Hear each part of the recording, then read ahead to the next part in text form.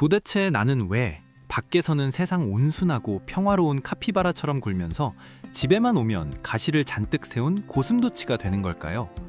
오늘 하루를 한번 떠올려 보세요. 카페 알바생이 따뜻한 라떼 대신 아이스 아메리카노를 잘못 내밀었을 때 우리는 사람 좋은 미소를 지으며 말합니다. 아휴, 괜찮아요. 그냥 시원하게 마실게요. 직장에서도 마찬가지잖아요. 말도 안 되는 상사의 지시에도 묵묵히 고개를 끄덕이고 거래처 사람의 무례한 농담에도 억지 웃음을 지으며 분위기를 맞춥니다. 누가 봐도 참 다정하고 성숙한 어른이죠. 그런데 참 이상합니다.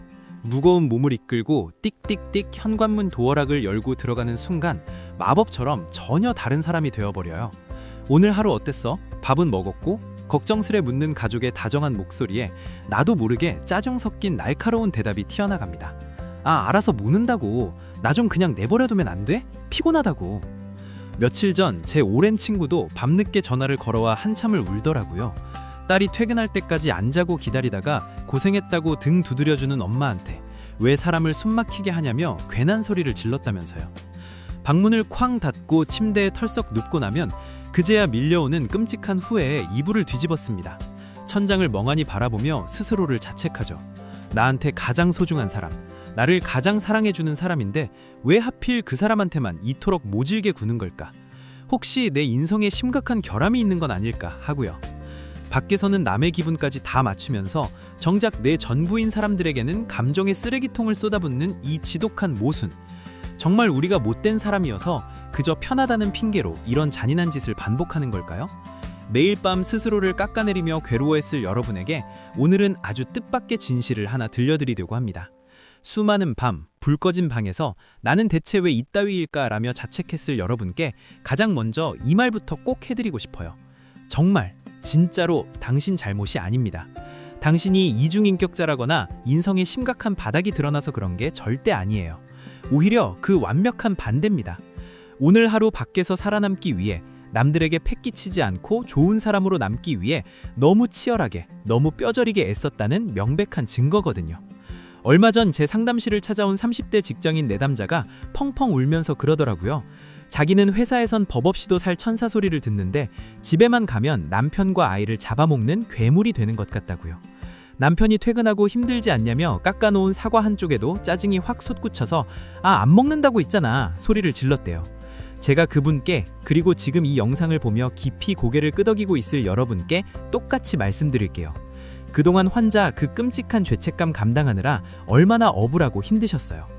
우리가 밖에서 세상 온순하고 평화로운 카피바라처럼 굴 수 있는 건 사실 가만히 앉아있는 게 아니라 내면에서 엄청난 에너지를 쥐어짜 내고 있는 상태입니다. 상사의 말도 안 되는 억지 부림에 욱하는 마음을 꾹 누르는 순간, 출근길 지옥철에서 이리저리 치이면서도 남의 발을 밟지 않으려 땀을 쥐며 중심을 잡는 순간, 거래처의 무리한 요구에도 입꼬리를 억지로 올리며 네, 그럼요, 당연히 맞춰드려야죠 라고 대답하는 그 모든 순간들. 우리는 그저 숨만 쉬고 있었던 게 아니에요. 내 안의 아까운 에너지를 1%, 2% 갉아먹으며 사회적 가면을 꽉 붙잡고 피 튀기게 버티고 있었던 겁니다. 심리학에서는 우리가 밖에서 쓰는 이 사회적 가면을 칼 융의 개념을 빌려 페르소나라고 부르는데요. 이 페르소나를 그럴싸하게 쓰고 무사히 하루를 넘기려면 어마어마한 마음의 배터리가 소모됩니다. 아침에 100%로 빵빵하게 충전해서 집을 나섰던 우리 마음의 배터리는 퇴근길 만원 버스 창문에 머리를 기댈 때쯤이면 이미 1% 남은 간당간당한 빨간불 상태가 되어버리죠. 겨우겨우 방전 직전에 현관문 도어락을 열고 들어오는 순간 띡띡띡 소리와 함께 우리의 뇌는 무의식적으로 무장 해제를 선언합니다. 아, 드디어 포식자가 없는 안전한 내 구역이다. 이제 더 이상 억지로 웃지 않아도 돼. 생존 모드 해제. 바로 이겁니다. 우리가 밖에서 다 쓰고 남은 찌끄러기 감정을 가족에게 던지는 건 그들을 무시하거나 하찮게 여겨서가 아닙니다. 세상에서 가장 안전한 동굴에 들어왔다는 안도감, 그리고 나를 꼿꼿이 지탱해둔 알량한 배터리가 마침내 0%가 되어 전원이 툭 꺼져버린 상태입니다. 에너지가 아예 텅 비어버렸으니 오늘 어땠어? 묻는 가족의 다정한 말 한마디에 상냥하게 대답할 및 최소한의 물리적 힘조차 남아있지 않은 거죠. 나쁜 사람이어서가 아니라 철저하게 고갈된 상태이기 때문입니다. 그러니 오늘 밤에는 이불을 발로 차며 스스로를 미워하는 일은 그만두셔도 됩니다. 당신은 못된 사람이 아니라 그저 밖에서 자신의 모든 것을 하얗게 불태워버린 짠하고 가여운 사람일 뿐이니까요. 그런데 말이죠. 여기서 참 소름 돋는 의문이 하나 생기지 않나요? 아무리 에너지가 바닥나서 방전되었다고 해도 왜 하필이면 내가 세상에서 가장 사랑하는 사람에게 그 모든 짜증을 쏟아내는 걸까요? 왜 동네 편의점 알바생한테는 피곤해 죽겠는 와중에도 수고하세요 라고 꼬박꼬박 인사하면서 정작 나를 평생 믿어주는 내 부모, 내 배우자에게는 그 작은 친절조차 베풀지 못하는 걸까요? 그 이유를 알면 아마 등골이 서늘해지실 겁니다. 왜 우리는 하필이면 세상에서 가장 소중한 사람에게 내가 지닌 가장 뾰족하고 못난 가시를 세우는 걸까요? 저도 참 부끄러운 기억이 하나 있는데요.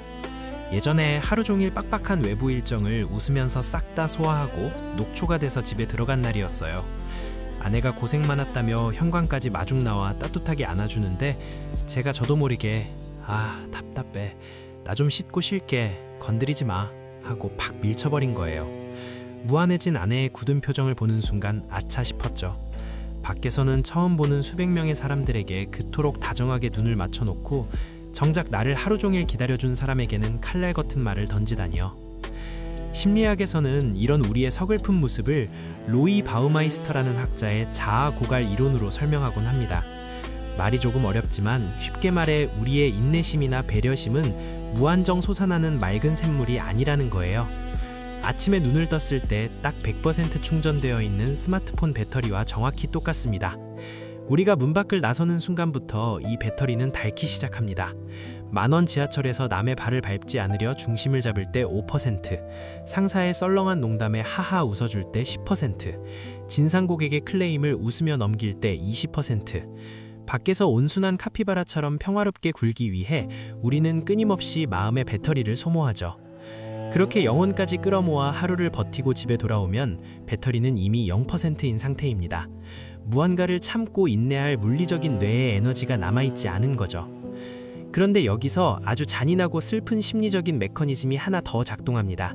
바로 안전의 역설이에요. 비유하자면 집 밖의 세상은 무시무시한 공항 검색대 앞과 같습니다.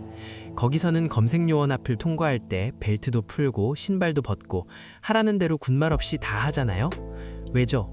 까딱 잘못해서 밉보였다가는 비행기를 못 타거나 쫓겨날 수 있다는 걸 본능적으로 알기 때문이에요. 밖에서는 나를 방어하고 생존하기 위해 철저하게 긴장합니다. 반면 집은 어떨까요? 힘겨운 비행을 마치고 빠져나온 입국장입니다. 거기서 나를 기다려주는 가족 앞에서는 굳이 잘 보이려 애쓸 필요가 없어요. 내가 화를 내고 짜증을 부려도 이 사람들은 검색대 요원처럼 나를 당장 내쫓거나 버리지 않을 거라는 무의식적인 확신이 우리 뇌 깊은 곳에 깔려있기 때문입니다. 칼 융이라는 심리학자는 우리가 밖에서 억누르고 숨겼던 분노, 서운함, 억울함 같은 부정적인 감정 찌꺼기들을 그림자라고 불렀어요. 밖에서 완벽한 페르소나를 쓰고 좋은 사람으로 살려다 보니 내면의 어두운 그림자는 갈 곳을 잃고 꾹꾹 억눌려 있었던 겁니다. 이 억눌린 그림자가 바깥 세상에서는 잔뜩 쫄아서 숨어 있다가 가장 만만한 사람, 절대 나를 떠나지 않을 거라 믿는 가장 안전한 사람 앞에서 둑이 터지듯 폭발해버리는 거예요. 정말 서글픈 아이러니잖아요. 가족을 무시해서가 아니라 역설적이게도 가족을 너무나 깊이 신뢰하고 안전하게 느끼기 때문에 그들을 감정의 쓰레기통으로 삼아버리는 이 비극 말입니다. 편해서 그랬어 라는 우리의 변명 뒤에는 네가 날 떠나지 않을 걸 아니까 내 맘대로 감정을 쏟아낼게 라는 지독한 오만함이 숨어 있었던 거죠. 하지만 여러분, 우리가 언제까지나 난 밖에서 배터리를 다 썼어, 편해서 그런 거야 라는 핑계 뒤에 숨어 사랑하는 사람들을 아프게 내버려 둘 수는 없잖아요. 무한할 것 같은 가족의 인내심도 언젠가는 바닥을 드러낼 마련이니까요. 그렇다면 직장을 때려치울 수도 인간관계를 다 끊어버릴 수도 없는 우리는 도대체 어떻게 해야 할까요? 방전된 배터리로 집에 돌아와서도 내가 사랑하는 사람들에게 고슴도치의 가시 대신 카피바라의 따뜻한 온기를 나눌 수 있는 아주 작지만 강력한 비밀, 지금부터 당장 오늘 퇴근길에 써먹을 수 있는 구체적인 행동 기술들을 알려드릴게요. 앞서 말씀드렸듯 우리 마음의 배터리는 무한하지 않습니다. 그러니까 제발 오늘부터는 집에 가서 무조건 웃어야지, 가족한테 무조건 다정하게 말해야지 같은 뜬구름 잡는 다짐은 그만두세요. 배터리가 0%인데 어떻게 화면 밝기를 최대로 높이겠어요. 그건 의지의 문제가 아니라 물리적인 불가능입니다. 무조건 참으라는 추상적인 조언 대신 당장 오늘 퇴근길부터 써먹을 수 있는 아주 현실적이고 구체적인 3가지 생존 기술을 알려드릴게요. 우리가 사랑하는 사람들에게 뾰족한 고슴도치의 가시 대신 느긋한 카피바라의 부드러운 곁을 내어줄 수 있는 물리적인 방법들입니다. 첫 번째는 현관문 앞 1분 에어록 만들기입니다. 저도 예전에는 퇴근하자마자 습관적으로 도어락 비밀번호부터 다다닥 눌렀는데요. 이제는 문 앞에서 딱 1분만 멈춰섭니다. 우주비행사들이 우주선에서 다른 공간으로 넘어갈 때 기압을 맞추는 에어록이 있잖아요. 잠수부들이 물 위로 올라오기 전 수압에 적응하는 시간을 갖는 것처럼 우리에게도 그런 완충지대가 반드시 필요해요. 밖에서 잔뜩 곤두세웠던 방어기제와 억눌렸던 그림자를 훌훌 털어내는 시간이죠. 문고리를 잡기 전에 딱 3번만 깊게 심호흡을 해보세요. 오늘 하루도 남의 돈 벌고 남의 비위 맞추느라 진짜 고생 많았다 나 자신. 이제 안전하고 따뜻한 내 무릉덕이로 들어간다. 이렇게 속으로 스스로를 다독이면서 밖에서 억지로 쓰고 있던 무거운 페르소나를 현관문 밖 택배 상자 옆에 잠시 내려놓는 상상을 하는 겁니다. 두 번째는 나의 방전 상태를 솔직하게 브리핑하는 겁니다. 휴대폰 배터리가 1% 남았을 때 우리는 친구한테 야, 나 폰 꺼질 것 같아. 이따 충전하고 연락할게 라고 미리 말하잖아요. 가족에게도 똑같이 해주셔야 해요. 집에 들어가자마자 표정이 굳어있는 나를 보고 가족이 눈치를 보거나 서운해하기 전에 먼저 부드럽게 선수를 치는 겁니다. 나 오늘 밖에서 에너지를 다 써버려서 완전 방전됐어. 밥 먹고 딱 30분만 방에서 충전하고 나올게. 이 한마디면 충분합니다. 가족들은 우리가 짜증을 내거나 말없이 방문을 닫고 들어가면 내가 뭐 잘못했나? 혹은 나를 무시하나? 하고 깊은 상처를 받거든요. 내가 화가 난 게 아니라 그저 에너지가 소진되었을 뿐이라는 걸 명확히 알려주면 가족들도 쓸데없는 오해를 거두고 기꺼이 여러분만의 조용한 동굴을 지켜줄 겁니다. 오히려 따뜻한 차 한 잔을 끓여줄지도 모르죠. 마지막 3번째는 가장 중요한 10% 티핑 루틴입니다. 식당에서 기분 좋은 서빙을 받으면 고마움의 표시로 팁을 남기잖아요. 그런데 우리는 왜 직장 상사나 처음 보는 고객에게는 100%의 친절을 다 쏟아부으면서 내 인생에서 가장 훌륭한 서비스를 제공해주고 끝까지 내 편이 되어줄 내 가족에게는 팁 하나 남기지 않는 걸까요? 밖에서 에너지를 쓸 때 의식적으로 딱 10%만 남겨두는 연습을 해보세요. 퇴근 직전에 누군가 말도 안 되는 일로 열받게 해도 안 돼. 이건 내 아내, 내 남편, 내 아이한테 줄 소중한 10%야. 너 같은 사람한테 낭비하지 않겠어 라고 속으로 방어막을 치는 거예요. 그렇게 지독하게 아껴온 마지막 10%의 배터리로 집에 돌아와 딱 한 번만 다정하게 눈을 맞추고 오늘 하루 어땠어? 라고 먼저 물어봐 주세요. 그 10%의 여유가 집안의 공기를 그리고 여러분의 내일을 완전히 바꿔놓을 겁니다. 어떠세요? 대단한 결심 없이도 당장 오늘 저녁부터 해볼 만하지 않나요? 억지로 착한 사람이 되려 자책하지 마세요. 그저 내 한정된 배터리를 어디에 어떻게 쓸지 조금 더 현명하게 분배하는 법을 배우면 됩니다. 자, 이제 이 치열하고도 짠한 우리의 하루를 어떻게 마무리하면 좋을까요? 진정한 어른의 성숙이란 무엇인지 그 가슴 뭉클한 마지막 이야기를 나눠볼까 합니다. 우리가 밖에서 아무리 일 잘한다, 성격 좋다, 매너 있다는 칭찬을 들어도 집에 돌아와 텅 빈 눈빛으로 사랑하는 사람들의 마음에 생채기를 낸다면 그게 다 무슨 소용일까요? 진정한 어른의 성숙은 내 밖에서 남들에게 얻는 화려하고 빛나는 평판을 관리하는 데 있는 게 아닙니다. 진짜 성숙은 문을 닫고 들어왔을 때 내 곁을 묵묵히 지켜주는 사람들과 나누는 그 소박하고 따뜻한 온기를 끝까지 지켜내는 데 있어요. 머리 위에 작은 귤 하나를 얹고 가족들과 옹기종기 모여 따뜻한 온천욕을 즐기는 평화로운 카피바라. 그게 원래 우리의 진짜 모습이잖아요. 밖에서 살아남으려고 억지로 고슴도치 가시를 세우고 웅크리느라 오늘 하루도 정말 고생 많으셨습니다. 당신은 결코 못되고 이기적인 사람이 아니에요.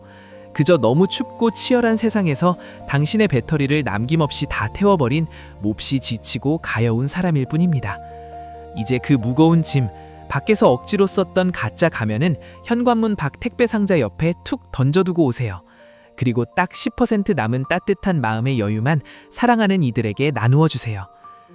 혹시 여러분도 저처럼 밖에선 꾹꾹 참고 집에 와서 가장 편한 사람에게 왈칵 짜증을 내버린 후 밤새 이불을 차며 후회했던 적이 없나요?